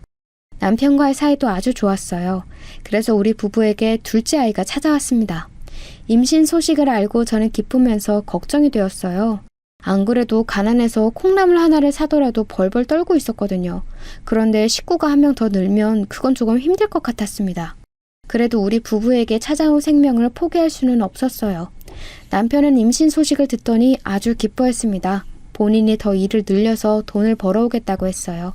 실제로 남편은 무리해서 일을 여러 개를 하기도 했습니다. 둘째를 임신해서도 저는 시댁의 집안일을 당연하게 도맡아서 했어요. 이제는 익숙해진 상태라 아무렇지도 않았습니다. 그러다 사건은 제가 둘째를 낳고 일어나게 되었어요. 둘째의 성별은 바로 딸이었습니다. 남편과 저는 자식들의 성별에 크게 관심이 없었어요. 그냥 우리 사이에 아이가 있다는 것 자체가 기뻤습니다. 그런데 아이를 낳고 시어머니의 태도가 놀라웠어요. 사실 첫째 때 하필 시아버지가 돌아가시고 나와서 시어머니가 우리 장남도 미워했거든요. 그런데 둘째 때는 의외로 싫어하는 티를 내지 않았습니다. 병원에 와서 아이를 보고 가기도 했어요. 그래서 저는 속으로 어머님이 이제 저를 가족으로 받아주는 줄 생각하게 되었습니다. 그러다 시어머니가 먼저 저에게 말을 건네셨어요. 아이를 낳았으니 친정에 남편과 둘이 다녀오라고 하셨습니다. 하지만 갓난아기를 데리고 먼 친정까지 가는 것이 어려워서 제가 거절했어요. 그런데 시어머니는 계속 괜찮다고 빨리 다녀오라고 하시더라고요. 마침 우리 부모님도 저를 많이 보고 싶어 하셨어요. 그래서 아기를 낳은 저는 남편과 친정으로 가서 3일을 지내고 돌아왔습니다. 확실히 엄마가 해준 밥을 먹으니 몸의 회복도 빠른 편이었어요. 남편과 둘이 시어머니가 변했다고 좋아했습니다. 친정 부모님은 시어머니를 드리라고 따로 선물까지 챙겨주셨어요. 그렇게 시댁에 도착했는데 저는 믿을 수 없는 광경을 보게 되었습니다. 어머니, 저 왔어요. 아이고, 우리 아들 엄마랑 아빠 없이 할머니랑 삼촌들 말 잘 듣고 있었어? 어머니, 아기는요? 아, 참, 우리 부모님이 어머님 드시라고 이렇게 선물도 많이 챙겨주셨어요. 형수님, 어떡해요. 너무 죄송해요. 우리도 엄마가 이럴 줄은 전혀 몰랐어요. 우리가 대신 죄송해요. 이걸 어떡하면 좋아요. 엄마가 아이를 본다고 해서 알겠다고 했는데 아이를 어디에 버리고 왔나 봐요. 아이가 없어요. 저는 시동생의 말을 듣고 너무 놀라 그 자리에서 굳었어요. 바로 제가 낳은 둘째가 집에 없었습니다. 시어머니는 너무 태연하게 거실에서 소주를 마시고 있었어요. 시동생들은 엉엉 울며 아이를 아무리 찾아도 없다고 했습니다. 남편도 화가 나서 어머님에게 울며 소리쳤어요. 하지만 시어머니는 너무 당당했습니다. 저는 온몸이 떨리고 과호흡이 오기 시작했어요. 머리가 너무 아파서 제대로 서 있을 수도 없었습니다. 남편이 우리 둘째를 어디에 버렸냐고 해도 시어머니는 소주만 마셨어요. 소주를 빼앗으니 시끄럽다고 방문을 닫고 방으로 들어갔습니다. 급한 대로 남편은 집을 나갔어요. 저도 겨우 정신을 차리고 장남을 시동생들에게 맡기고 그대로 밖에 나왔습니다. 다행히 놀이터에 앉아있던 동네 주민들이 엉엉 우는 우리 부부를 보고 말씀하셨어요. 아이고, 저봐. 내가 그럴 줄 알았어. 세대! 내가 어제 안 그래도 그 집 할머니가 신생아 데리고 어딜 가길래 이상하다고 생각했어. 아직 100일도 안 됐잖아? 아기를 제대로 싸매지도 않고 무슨 장난감 들고 가듯이 들고 가더라. 혹시 우리 아기 어디 있는지 아세요? 어떡해요. 걸을 수 있는 애도 아니고 지금 태어난 지 한 달도 안 됐어요. 제발 어디서 마지막으로 보셨는지 알려주세요. 네? 어떡해요. 어디로 갔는지는 모르겠는데. 아, 혹시 모르니까 저기 우리 언덕 위에 있는 보육원에 가봐. 경찰서랑 여기저기 돌아다녀야 찾을 수 있으니까 우리도 도울게. 같이 가자. 응? 울지 말고. 아이고, 안타까워. 다행히 동네 주민들까지 나서서 우리를 도와주셨어요. 그리고 우리 둘째 딸은 정말 주민의 말대로 보육원에 있었습니다. 보육원 원장님 말로는 우리 딸이 현관 앞에 버려져 있었다고 하더라고요. 심지어 아무런 정보도 없이 덩그렇게 놓여 있었다고. 그래서 본인도 일단 데리고 있었다고 해주셨어요. 제가 낳은 아이니까 저는 당연히 우리 아이를 알아보았습니다. 그렇게 아이를 찾아서 시댁으로 데리고 갔어요. 시동생들은 본인들이 대신 미안하다고 엉엉 울었습니다. 그리고 남편도 제 앞에서 무릎을 꿇고 빌었어요. 그런데 저는 도저히 시어머니와 더 같이 살 수는 없다는 결정을 내리게 되었습니다. 남편은 아무 잘못이 없었지만 우리 아이까지 버리고 저렇게 태연하게 소주를 마시는 시어머니를 용서할 수 없었어요. 아무리 제가 미워도 아이를 버리는 행위를 어떻게 제가 버티겠어요. 그리고 저런 상태의 시어머니와 살면 앞으로가 더 걱정되었습니다. 그래서 남편에게 제가 먼저 이혼하자고 얘기를 꺼내게 되었어요. 남편은 엉엉 울며 한 번만 용서해달라고 했습니다. 본인이 다 잘못했다고 차라리 독립해서 살자고 하더라고요. 그런데 저는 이제는 그냥 시어머니와 인연 자체를 끊고 싶었어요. 그리고 이 사실을 친정에 알렸더니 친정 부모님도 당장 이혼하라고 해주셨습니다. 남편은 저에게 결혼하고 이혼할 때까지 한 번도 잘못한 적이 없어요. 저한테 늘 최선을 다했고 저도 남편 덕분에 미친 시어머니여도 참고 버틸 수 있었습니다. 그런데 저를 넘어서 우리 아이들한테까지 피해가 가니까 그걸 버티기는 힘들더라고요. 남편은 마지막까지 울면서 저를 붙잡았습니다. 하지만 제 마음은 굳건했어요. 사실 시동생들도 착한 사람들이었거든요. 시동생들도 저를 말리면서 본인들이 엄마를 요양원에 보내겠다고 말했습니다. 그런 행동들이 고마웠지만 저는 이미 지친 상태였어요. 그래서 그렇게 우리 부부는 합의로 이혼하게 되었습니다. 아이들은 제가 데려가는 것으로 합의했어요. 그리고 저는 이사해서 친정과 가까운 지역으로 가게 되었습니다. 그때 장남의 나이도 어렸고 둘째는 심지어 신생아라 얼마나 고생했는지 몰라요. 남편은 우리가 비록 이혼했지만 인연의 끈을 끊는 것은 안 된다고 위자료를 매달 보내주었어요. 하지만 남편 돈으로 시댁을 먹여 살리고 있는 것을 제가 누구보다 잘 알고 있었습니다. 그래서 많은 돈을 받지는 못했어요. 실제로 남편이 돈을 많이 버는 것도 아니었고요. 남편에게 소액의 돈을 매달 받기는 했지만 그걸로 저 혼자 두 아이를 키우는 것은 너무나도 무리였습니다. 그래서 저는 급한 대로 시장에 가서 무작정 일을 구했어요. 갓난아기를 업고 이혼했다고 일자리를 찾으니 제가 안쓰러웠는지 바로 일을 구할 수 있었습니다. 다행히 너무 좋은 사장님을 만나게 되었어요. 시장 안에 있는 반찬 가게에서 저는 일했습니다. 사장님은 우리 아이들을 매우 예뻐하셨어요. 그래서 아이들을 데리고 출근할 수 있었습니다. 그렇게 반찬 가게에서 저는 5년을 일했어요. 5년 동안 반지하에 있는 쪽방에서 아이들을 키웠습니다. 남편은 명절마다 저를 찾아왔어요. 와서 제가 사는 모습을 보고 제 앞에서 엉엉 울기도 했습니다. 아직 남편을 향한 마음이 남아있어 그런 남편이 고맙기도 하고 안쓰럽기도 했어요. 그렇게 시간이 흘러 어느덧 둘째가 학교에 입학할 때가 되었습니다. 남편이 저를 찾아와서 말했어요. 여보, 나 인도에 가게 되었어. 가서 돈 벌면 많이 준다고 하더라고. 그래서 이제 몇 년은 못 올 거니까 이거는 내가 마지막으로 그동안 모았던 돈이야. 이걸로 당신 가게 하나 차려줄 테니까 그걸로 먹고 살고 있어. 내가 항상 미안하고 고맙게 생각해. 아이들 포기하지 않고 키워줘서 고마워. 어머, 이게 뭐야? 언제 이렇게 돈을 모았어? 나야말로 이혼했는데 이렇게 꾸준히 아빠 역할, 남편 역할 해줘서 고마워. 가서 몸 건강하게 잘 있다 와. 나는 한국에서 아이들 열심히 키우고 있을게. 내가 항상 응원하고 있다는 거 잊지 마. 남편은 돈을 벌기 위해 인도로 떠나게 되었습니다. 그러면서 이제 매달 돈을 보내는 것은 힘들다고 했어요. 이혼하고 몇 년이나 저를 챙겨주어 저는 그것만으로도 고마웠거든요. 그런데 남편은 제게 가게를 열 수 있게 목돈을 주고 떠났습니다. 그 돈으로 저는 아이들 학교 앞에 작게 분식집을 열었어요. 아주 작은 공간이고 겨우 7평 정도 되는 크기였습니다. 거기서 혼자 김밥과 라면, 떡볶이를 팔았어요. 우리 아이들 학교 바로 앞이라 걱정도 덜 되었습니다. 아침부터 밤까지 열심히 분식을 만들어 팔며 아이들을 키웠어요. 반지하에서 탈출해서 빌라였지만 작게 우리 세 식구가 살 공간도 마련할 수 있었습니다. 장남은 유난히 남편을 쏙 빼닮았어요. 누가 봐도 남편의 얼굴에 가득한 장남은 운동에 소질이 있었습니다. 축구를 워낙 좋아해서 어릴 때부터 공을 가지고 놀았거든요. 그래서 장남은 축구 선수가 되는 것이 꿈이었습니다. 저는 운동에 그렇게 돈이 많이 들어가는지 전혀 몰랐어요. 그냥 실력이 제일 중요한 줄 알았습니다. 그런데 진지하게 운동 쪽으로 가려면 돈이 많이 든다고 하더라고요. 그래서 분식집을 하면서 저는 부업까지 하게 되었습니다. 제가 시댁에서 혼자 집안일을 하느라 손재주가 좋았거든요. 시어머니에게 구박받으며 손바느질을 터득해서 수선으로 부업도 했어요. 그리고 인형에 눈 붙이는 것도 하고 새벽에 분식집에 가기 전에 신문 배달도 했습니다. 티끌 모아 태산이라고 하죠. 먹고 싶은 것을 먹지 못하고 옷도 몇 벌로 돌려 입었어요. 그렇게 돈을 모아 장남을 지원했습니다. 다행히 장남은 제가 지원해줬더니 실력이 많이 늘었어요.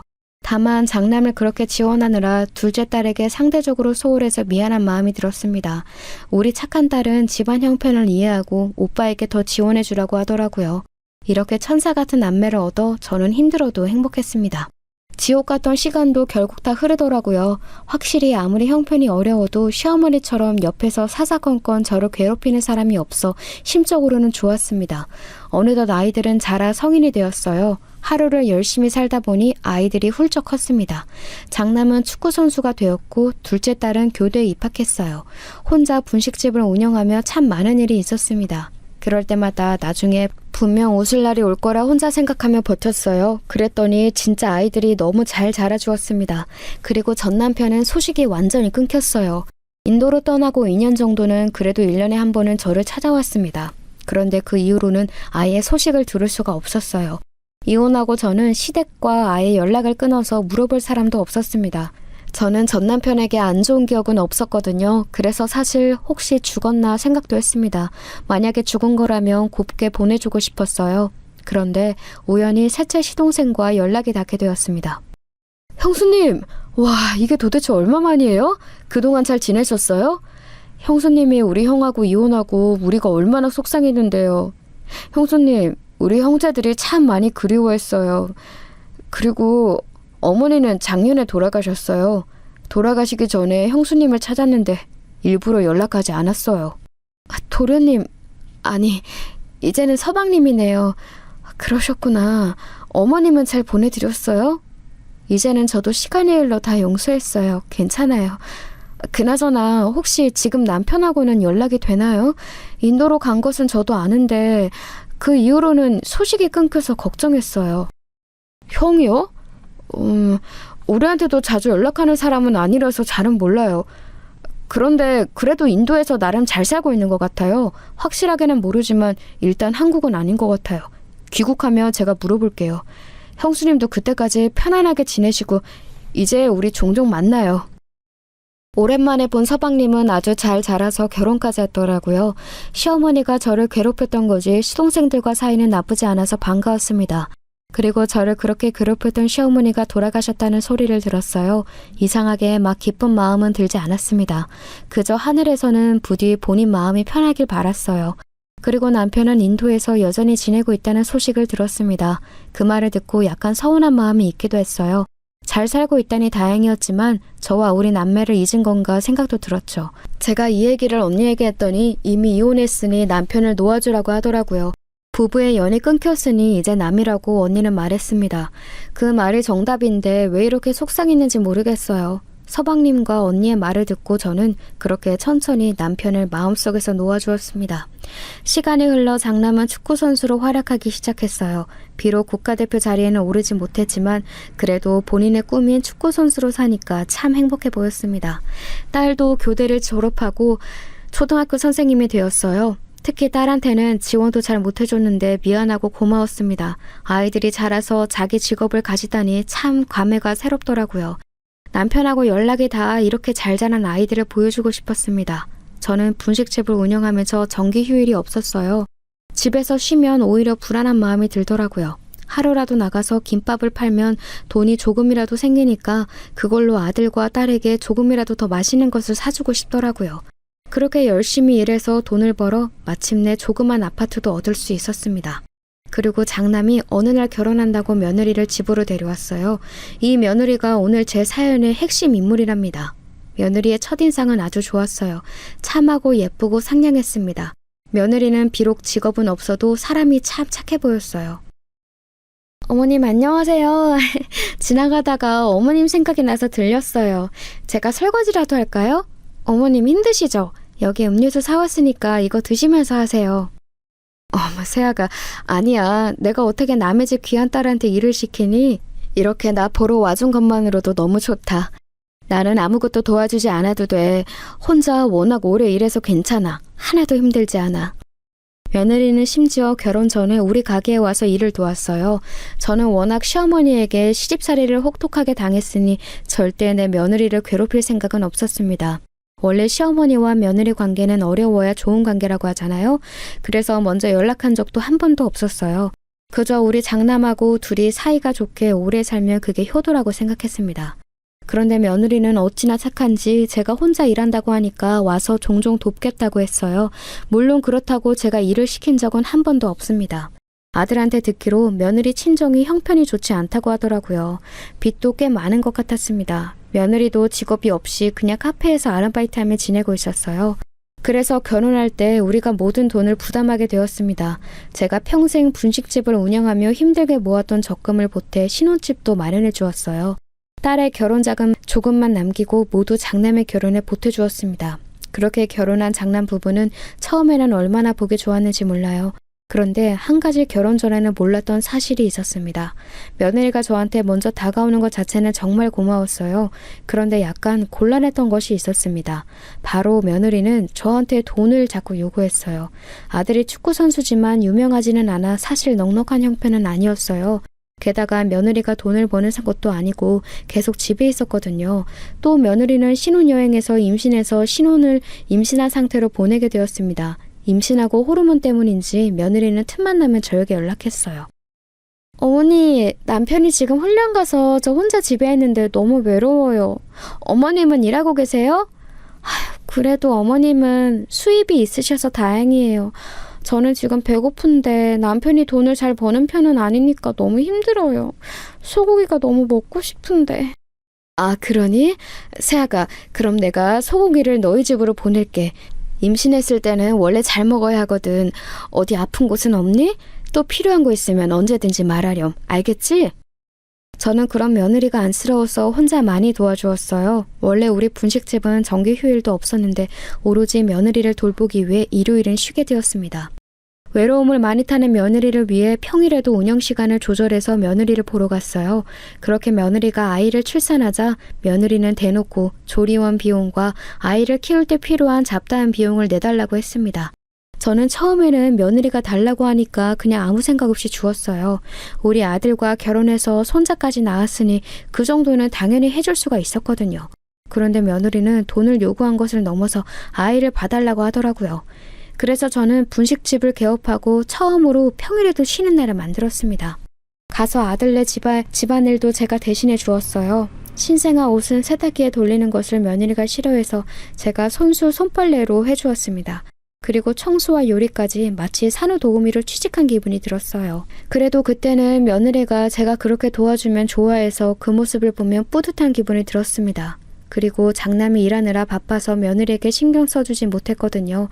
그게 너무 신경이 쓰여서 제가 대신 며느리에게 잘했습니다.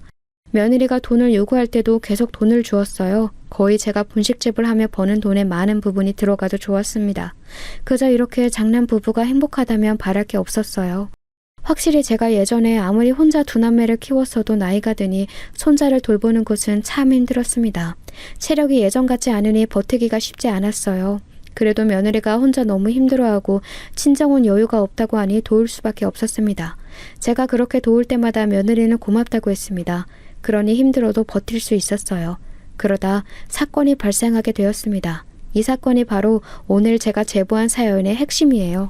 저는 장남과 딸이 결혼하고 혼자 작은 소형 아파트에서 살고 있었어요. 주공 아파트였는데 오로지 제 힘으로 산 집이라 애정이 깊었습니다. 그런데 이 주공 아파트가 재개발된다는 소리를 듣게 되었어요. 당장 아파트에서 나가야 하는 상황이 발생했습니다. 그리고 이 사실을 가족들에게 알렸더니 며느리가 가족 회의에서 저한테 말했어요. 어머님, 그러면 우리 집으로 오세요.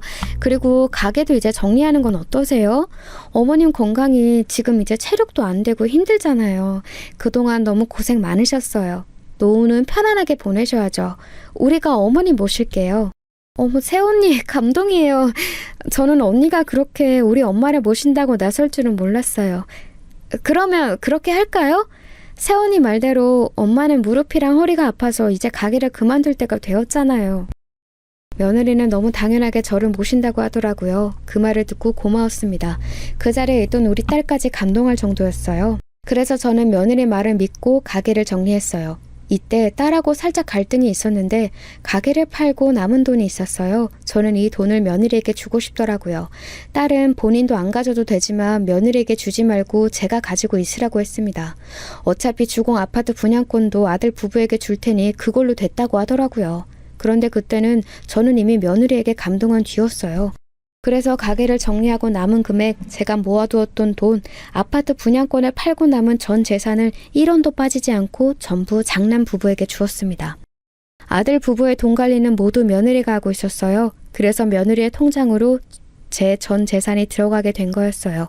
딸은 며느리가 좋은 사람인 것은 본인도 알지만 약간 걱정된다고 하더라고요. 그때 딸의 말을 들었어야 했는데 저는 당장 갈 곳이 없는 저를 모시겠다고 한 며느리가 고마워서 들리지 않았습니다. 그리고 저는 장남 부부의 집에서 살기 시작했어요. 장남 부부는 제가 준 돈으로 서울에 있는 한강이 보이는 고급 아파트를 매매했습니다. 그리고 거기서 같이 살게 되었는데 막상 같이 사니까 제 상상과 너무 다른 현실이 저를 기다리고 있었어요. 원래 며느리는 제가 집안일을 대신해주면 말렸었어요. 어머님 굳이 고생하지 말라고 했었죠. 그런 태도에 제가 나서서 오히려 하고는 했었습니다. 그러면 며느리는 고맙다고 꼭 말했어요. 그런데 막상 같이 살기 시작하니까 저한테 집안일을 모두 시키기 시작했어요. 제가 요리하지 않으면 집에 먹을 게 하나도 없다고 눈치를 주더라고요. 제가 요리하고 싶어도 냉장고를 열면 재료가 하나도 없었습니다. 며느리에게 시장을 보러 가자고 하면 너무 대놓고 싫어했어요. 그래서 이러지도 못하고 저러지도 못하는 상황이 발생했습니다. 또 며느리는 손자를 제가 돌보길 원했어요. 본인은 힘드니까 저한테 유치원 등원과 하원을 시키더라고요. 유치원에서 돌아온 손자를 데리고 놀이터에 가는 것도 저였습니다. 아들의 집에 식모로 들어간 게 아닌데 너무 힘들었어요. 이러다 한 가지 사건이 발생하게 되었습니다. 며느리가 저한테 손자를 유치원에서 데리고 오라고 하더라고요. 그래서 손자를 데리러 갔는데 손자가 놀이터에 가고 싶다고 했어요. 놀이터에서 손자가 노는 모습을 흐뭇하게 바라보았습니다. 그런데 원래 아이들은 한눈을 팔면 바로 사고를 치는 것을 아세요? 특히 우리 손자는 남자아이라 그런지 매우 활발한 편이었어요. 평소에도 산만해서 유치원에서 선생님께 연락이 온 적도 아주 많았습니다. 그날따라 손자가 여기저기 많이 뛰어다니더라고요. 그런 손자를 잡으려고 저도 아픈 다리를 이끌고 노력했어요. 그런데 손자가 뛰다가 그만 크게 넘어지게 되었습니다. 워낙 많이 넘어졌던 손자였는데 하필이면 그때는 너무 크게 다치게 되었어요. 얼굴에도 상처가 생겼고 무릎에도 너무 큰 상처를 입게 되었습니다. 저는 엉엉 우는 손자를 업고 허리가 아파도 꾹 참고 아들네 집으로 들어갔어요. 제가 집 안으로 들어가니 며느리가 텔레비전을 보고 있더라고요. 세아가 지금 진영이가 놀이터에서 놀다 넘어졌어. 아이고 이걸 어쩌니. 피를 많이 흘리는데 병원에 가야 할 것 같다. 일단 너한테 알리려고 데려왔어. 어머니! 우리 아들한테 무슨 짓을 한 거예요? 어머머머, 아이고 내 새끼 어떡해. 제가 어머니께 유치원에서 아들을 데려오라고 했지 언제 이렇게 다쳐서 오라고 했어요? 우리 아들 상처는 어떡할 거예요? 며느리는 제가 손자를 집으로 데려가자 크게 화를 내기 시작했습니다. 그러더니 본인이 지갑을 챙겨 손자를 데리고 나갔어요. 제가 따라 나가려고 하자 됐다고 오지 말라고 하더라고요. 너무 미안한 마음에 혼자 집에서 초조하게 며느리를 기다렸어요. 아들에게 전화해서 있었던 일을 말했더니 아들은 애들이 뛰다가 다치는 건 당연한 거라고 대수롭지 않게 말했습니다. 하지만 며느리가 저에게 삿대질하며 소리 지르던 모습이 계속 머릿속에 있었어요. 그리고 며느리는 병원에서 돌아온 이후 저를 투명인간처럼 대했습니다. 제가 말을 걸어도 아예 대꾸하지 않았어요. 저는 순간 그런 며느리의 모습을 보고 시어머니가 떠올랐습니다. 시어머니가 저를 아예 사람 취급을 하지 않았을 때가 기억났어요. 그리고 실제로 며느리는 시어머니가 저한테 시집살이 했던 것처럼 저를 대하기 시작했습니다. 제가 손자를 데리고 오려고 집을 나가면 본인이 저를 지나쳐서 손자를 유치원에서 데려왔어요. 그리고 집에서 제가 보이면 눈치를 주더라고요. 그때가 하필이면 장남이 훈련 갔을 때라 집에는 며느리와 손자 그리고 저 셋만 있었거든요. 며느리가 저를 대하는 모습에서 저는 시어머니가 보였어요. 그러다 제가 가장 상처를 받게 된 사건이 있었습니다. 며느리는 손자가 다친 후에 제가 집에서 뭘 먹으려고 하면 식탁에서 그릇을 치웠어요. 심지어 젓가락을 아예 숨겨서 먹을 수가 없게 했습니다. 그때는 너무 서러워서 혼자 방에서 엉엉 울었어요. 그러다 며느리가 나갔을 때 너무 배가 고파 부엌에 가서 밥을 몰래 차렸어요. 그리고 급한 대로 손으로라도 먹으려고 했는데 그 순간 며느리가 집으로 들어왔습니다. 어머니, 지금 뭐 하시는 거예요? 밥 먹고 싶으면 당장 나가서 돈 벌어와요. 아무리 아들 집이어도 이렇게 얹혀 살면 뭐라도 해야죠. 제 말 무슨 말인지 아시죠? 식충이도 아니고. 아가, 내가 그래도 이런 아파트에서 살게 해줬는데 너무한 거 아니니? 어떻게 나한테 그런 말을 할 수가 있어? 나도 사람이라 상처를 받아. 아, 됐고요. 당장 나가서 뭐 폐지라도 주우라고요. 노인네가 눈치도 더럽게 없어. 며느리는 밥을 먹으려고 하는 저에게 막말하며 식탁에 있는 밥을 치웠어요. 너무 서러워서 그대로 집을 나가 공원에서 엉엉 울고 있었습니다. 그런데 믿을 수 없는 일이 일어났어요. 갑자기 제 핸드폰이 울렸습니다. 저한테 전화할 사람은 아들 아니면 딸이라 누구지 하고 봤더니 모르는 번호였어요. 울고 있어서 받을까 말까 고민하다 받았는데 저는 너무 깜짝 놀라 핸드폰을 떨어뜨렸습니다. 왜냐하면 저에게 전화한 사람은 바로 연락이 끊겼던 전 남편이었거든요. 여보, 맞아?